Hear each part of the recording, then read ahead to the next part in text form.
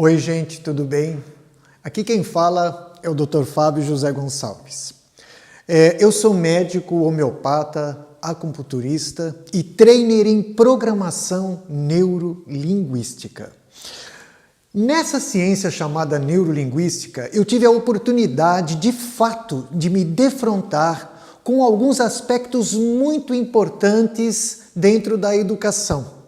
E dentro desse universo da educação, eu fiquei surpreendido, gente, porque eu vi conhecimentos a respeito do acesso das informações dos alunos que talvez a maioria desconheça. Quem tem e é afeito a conhecimentos de PNL vai entender algumas coisas, mas nesse vídeo em especial e nos vídeos que eu vou produzir para vocês, eu quero deixar dicas, orientações simples, que não precisarão necessariamente ter o conhecimento amplo, embora nós ministramos sim seminários para abranger mais e aprofundar mais este tema. Através desse conhecimento da neurolinguística, eu pude, sem dúvida nenhuma, tirar ou fazer uma pesquisa sobre as diferentes formas que o cérebro das pessoas acessam as informações. Estes elementos na neurolinguística são basicamente 3 elementos. Um elemento visual, isto é, os olhos, aquilo que você está vendo, certo? Um elemento auditivo, certo? Que você escuta por onde as informações penetram, e um elemento sinestésico. Sinestésico não é para você se assustar, é uma expressão usada em PNL. Cine quer dizer movimento e estésico, sensação. Então é movimento e sensação. Que na neurolinguística nós chamamos de canais representacionais principais. Mas isso não importa agora. O que eu quero que você saiba é que as informações entram em você, no seu filho, no teu amigo, na tua companheira, através de imagens, através de sons e eu diria de sensações também. Em especial na educação, quando você escreve, por exemplo, né? O elemento prático. Escrever, por exemplo, em sala de aula seria um elemento sinestésico. Talvez você tenha aprendido que o cérebro humano funciona por igual. Gente, eu vou falar uma coisa séria para vocês. Vocês não têm ideia de quantos pais e mães de alunos eu tive que orientar, porque ele, pai e mãe, como você, por exemplo, de repente pode ser seu caso, imaginava que o teu filho ou a tua filha funcionasse igual a você. É muito sério. O que é funcionar igual a você? Será que o sistema de captação de imagens e sons e até de escrita é idêntico ao seu? Às vezes o pai chegava para mim e falava assim, poxa, o meu filho parece que não entra essa informação na cabeça dele. Para mim, eu tenho que ficar em silêncio absoluto, por exemplo. E ele consegue deixar um sonzinho ligado e as informações entram. Não é mais uma única forma que o ser humano acessa as informações. Isso que eu estou falando para vocês foi colhido em mais de 10 anos de entrevista de alunos dentro de uma escola. Foi através dessa pesquisa que eu estou trazendo isso para vocês. E eu posso abalizar que é completamente experimental. E eu desafio a qualquer um a avaliar. Não precisa acreditar, eu disse. Avalie se o que nós estivermos falando é real ou não. Isso aqui não é mais uma teoria, gente. Estou falando muito sério.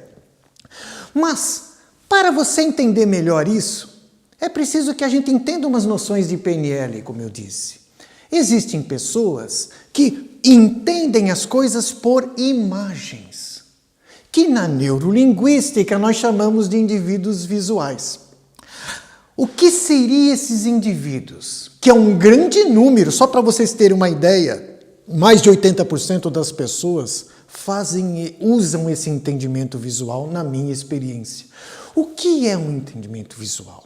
É a pessoa que necessita da imagem para compreender as coisas.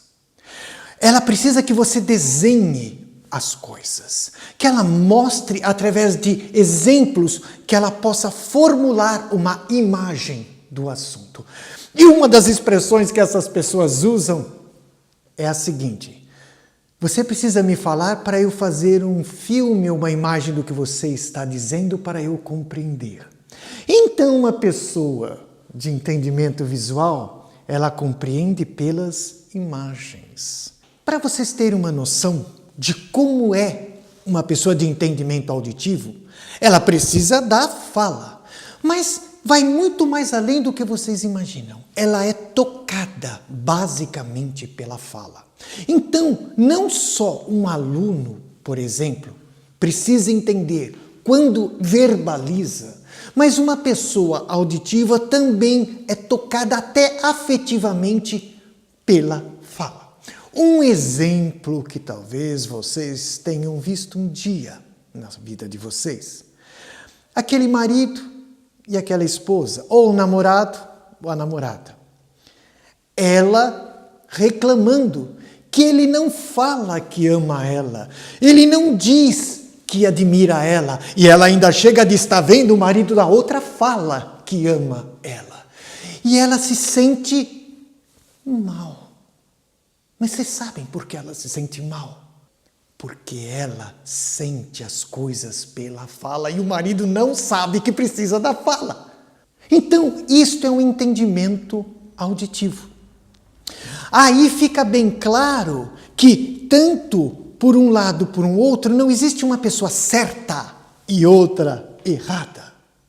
Existem canais de acesso desconhecidos.